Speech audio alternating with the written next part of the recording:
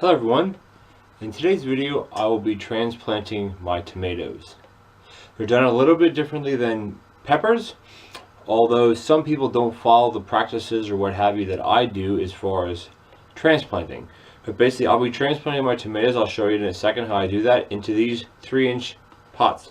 These are 3 inches across, square by about 3.5 inches, 3 3/4 inches deep. And the tomatoes will stay in this and continue to grow for another probably around 5 to 6 weeks, give or take, depending on what the weather is like outside. And once the weather is good enough, they'll be transplanted from these containers into my 5-gallon grow bags. So let's get started and I'll show you how I do that. So basically I have my tomatoes here and I have my container. Now the way that I transplant tomatoes is I put a little bit of soil in the bottom, maybe, I don't know, 1/4 to 1/3 of the way up.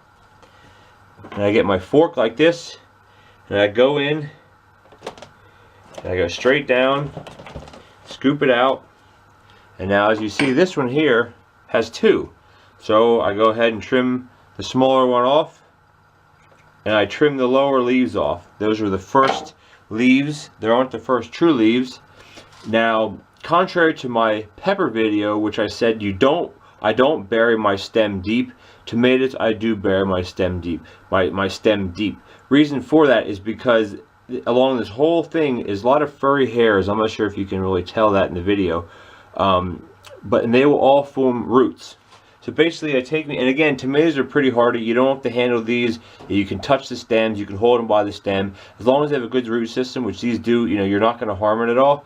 So basically, I take it. I actually have a little bit too much soil in that one. And then again, there's hardly any soil on the bottom of this. So I put this all the way in. I take my container here, and I basically put soil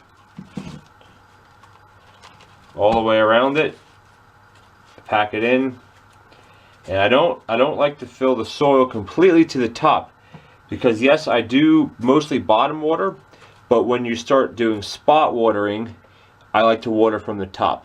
I don't think there's anything wrong with watering from the top, but if you're doing a whole flat of 18, it's easier to water from the bottom, especially when you just plant them. If you try to water on this, a lot of the perlite, it's just going to bubble out, and you have to do a little bit at a time. But when you do it in a cell flat, or I should say in a 1020 flat with 18 of these, which is what fit, you fill it up with a couple quarts of water and you let it sit.